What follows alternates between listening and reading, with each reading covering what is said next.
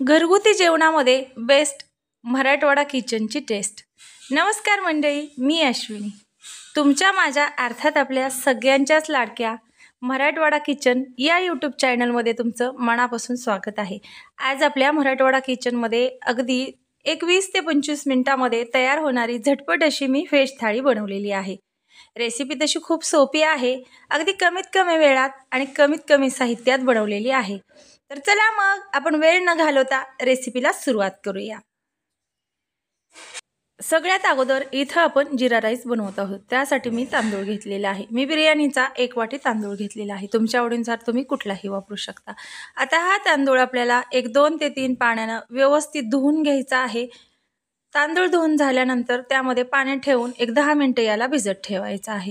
तर इथं माझा 10 मिनिटं भिजून तयार झालेला आहे तांदूळ। तर आता आपण यास फोडणी देण्यासाठी 2 चमचे तूप टाकून जिरी मोहरीची फोडणी दिलेली आहे। जिरी मोहरीची फोडणी दिल्यानंतर त्यामध्ये कच्चे मसाले टाकून घेतलेले आहेत। कच्चे मसाले तुमच्या आवडीनुसार तुम्ही जास्त कमी करू शकता। जिरा राईसमध्ये कोथिंबीर फार छान लागते, त्यामुळे इथे मी कोथिंबीर टाकून घेतलेली आहे आणि कढीपत्त्याची भरपूर अशी पानं टाकलेली आहे। कढीपत्ता टाकल्यामुळे मस्त असा आपला जिरा राईस तयार होतो। आता इथं भिजलेला तांदूळ सुद्धा आपला तयार झालेला आहे। तर मंद आचेवर तुपावर 5 मिनिट आपल्याला हा तांदूळ भाजून घ्यायचा आहे। या पद्धतीने नक्की तुम्ही जिरा राईस करून बघा, अतिशय खाण्यासाठी मस्त असा टेस्टी तयार होतो।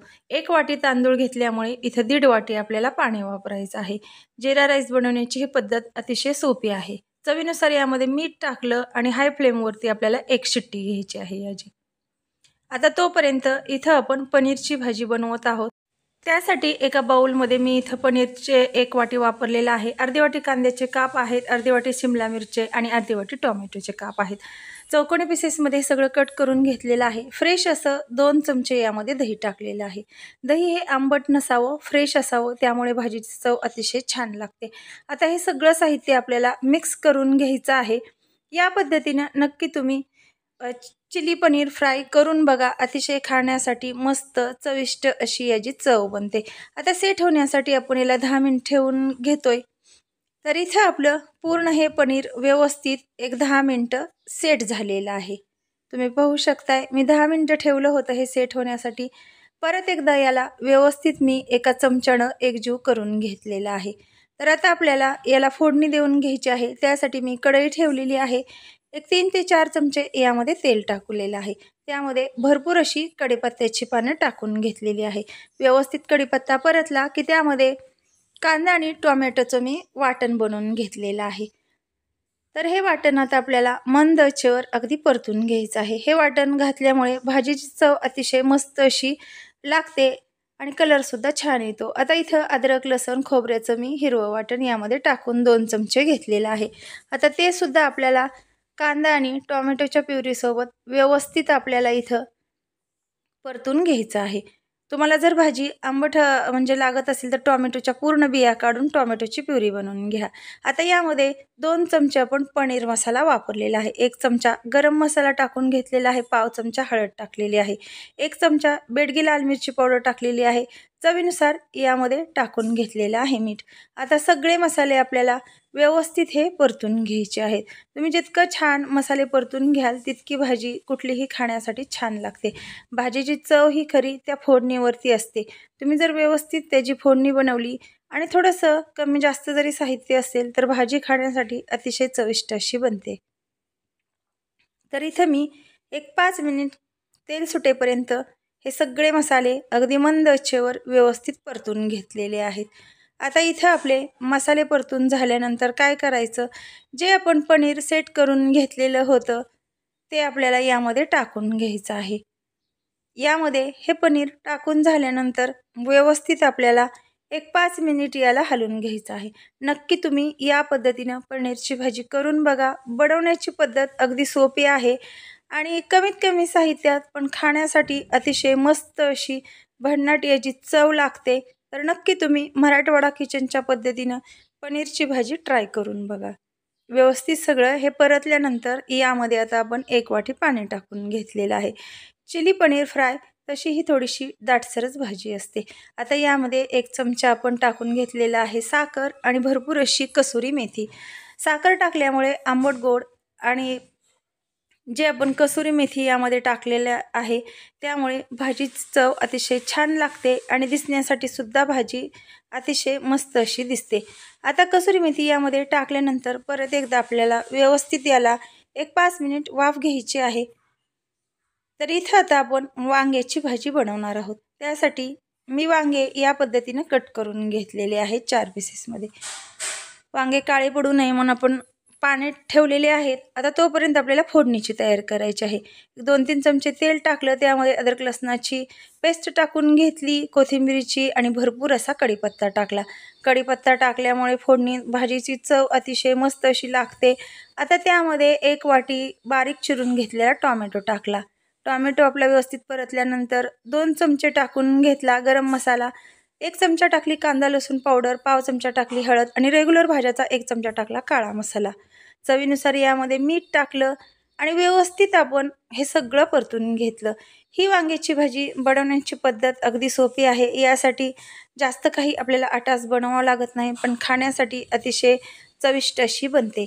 आता मसाले आपले करपू नये म्हणून यामध्ये थोडंसं अर्धी वाटी पाणी टाकलं आणि मंद आचेवर तेल सुटेपर्यंत हे मसाले व्यवस्थित परतून घेतले. मसाले परतून झाल्यानंतर आता यामध्ये जे आपण वांगे चिरून घेतलेले होते ते टाकले. इथं बघा वांगे पाण्यामध्ये ठेवल्यामुळे आहे तसा वांग्याचा कलर टिकून राहिलेला आहे. पाण्यामध्ये ठेवल्यामुळे अजिबात म्हणजे वांग्याचा कलर बदलत नाही. आता आपल्याला मंद आचेवर 5 मिनिट पाणी न टाकता ही वांगी परतून घ्यायची आहेत. तर इथं आपली 5 मिनिट वांगी व्यवस्थित परतून झाली. वांगी परतून झाल्यानंतर त्यामध्ये आपल्याला पाणी टाकून घ्यायचं आहे. वांग्याची तशी आपण थोडीशी फ्राय भाजी बनवत असल्यामुळे जास्त काही पाण्याचा वापर करण्याची आवश्यकता नाही. इथं मी 1 वाटी पाणी यामध्ये टाकून घेतलेलं आहे. आता आपण जे हिरवं वाटण याला टाकून घेतलं त्यामुळे अतिशय दाटसर आणि मस्त अशी 1 वाफ घेतल्यानंतरच आपली भाजी तयार झालेली आहे. तर मंद आचेवर 5 मिनिट याला मी शिजवून व्यवस्थित घेतलेली आहे. वरतून टाकली भरपूर अशी कोथिंबीर तयार झाली. आता इथे आपण त्यासोबत खाण्यासाठी चपाती बनवणार आहोत. तर त्यासाठी मी व्यवस्थित कणिक मळून घेतलेली आहे. आता हव्या त्या आकारामध्ये आपल्याला हा गोळा आपण बनवून घेऊ शकतो. तर इथे बघा मीडियम साईजचा मी एक गोळा बनवून घेतलेला आहे. त्याला थोडंसं पीठ लावून एक छोटी याची पारी बनवून घेतलेली आहे आणि त्याला वरतून लावून घेतलेलं आहे तेल. तेल लावल्यानंतर व्यवस्थित ही फोल्ड करून घेतली आणि परत एकदा आपण ही पोळी लाटून घेणार आहोत. तर ही व्हेज थाळी बनवण्यासाठी अतिशय सोपी आहे. तुम्हाला जर घरी कोण पाहुणे आले आणि अचानक सुचत नसेल की आता अगदी 20 ते 25 मिनिटामध्ये काय बरं स्वयंपाक बनवावा, तर ही आपली मराठवाडा किचनची जी आज मी तुमच्याबरोबरती म्हणजे शेअर केलेली आहे व्हेज थाळी, ही एक उत्तम पर्याय आहे. तर नक्की तुम्ही 20 ते 25 मिनिटामध्ये अगदी पटकन अशी बनवू शकता. इथे आपली चपाती लाटून तयार झालेली आहे. आता भाजण्यासाठी मी एक तवा ठेवलेला आहे. त्यावरती ही चपाती आपण टाकून घेतलेली आहे. आता थोडीशी भाजत आल्यानंतर त्यावरती लगेच आपण तेल लावून दोन्ही पण साईडनं व्यवस्थित खरपूस अशी भाजून घेणार आहोत. तर इथे बघा दोन्ही पण साईडनं याला मी व्यवस्थित तेल लावून घेतलेलं आहे. मैत्रिणींनो, आज मी तुमच्याबरोबरती जी मराठवाडा आपल्या किचनमधली ही व्हेज थाळी शेअर केलेली आहे ती बनवण्यासाठी अतिशय म्हणजे सोपी आहे आणि अचानक तुमच्याकडे जर पाहुणे आले तर अगदी कमी वेळात तुम्ही ही बनवू शकता. इथे आपली पोळीसुद्धा भाजून तयार झालेली आहे. आता इथे आपण शेवयाची स्वीटमध्ये खीर बनवून घेणार आहोत. त्यासाठी इथं मी एक कढई ठेवलेली आहे आणि त्यामध्ये 1 चमचा तूप टाकून 1 वाटी शेवई टाकलेली आहे. ही खीर खाण्यासाठी अतिशय स्वादिष्ट अशी लागते आणि बनवायला खूप सोपी आहे. पहिल्याच प्रयत्नात तुम्ही बनवू शकता. तर इथं मंद आचेवर हलकासा कलर बदलेपर्यंत आपण शेवई भाजून घेतली.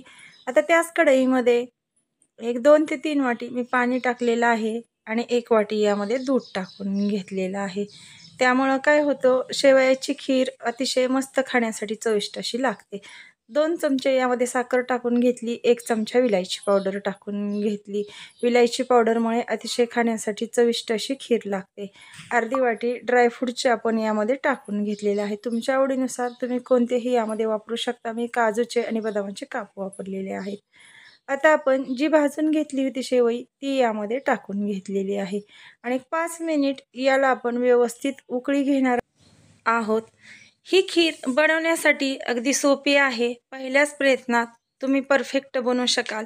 तर नक्की तुम्ही ही मराठवाडा किचनची खीर एकदा ट्राय करून बघा. कमीत कमी साहित्यात आणि कमीत कमी वेळात बनते. हवे त्यावेळेस आपण बनवून खाऊ शकतो. एक उकळी आल्यानंतर त्यामध्ये 1 चमचा आपण तूप टाकून घेतलेलं आहे आणि परत एकदा आपण याला व्यवस्थित उकळी घेतलेली आहे. तर खीर आपली इथं तयार झालेली आहे. गॅस आपण बंद केला. मैत्रिणींनो, जगात बेस्ट आणि आपल्या मराठवाडा किचनची टेस्ट. तर ही तुम्ही व्हेज थाळी नक्की ट्राय करून बघा. अतिशय बनवण्यासाठी सोपी आहे. तुमच्याकडे जर अचानक पाहुणे आले तर आपल्याला प्रश्न पडतो, एक कमीत वेळात 10 ते 20 मिनिटामध्ये काय बरं बनवावं?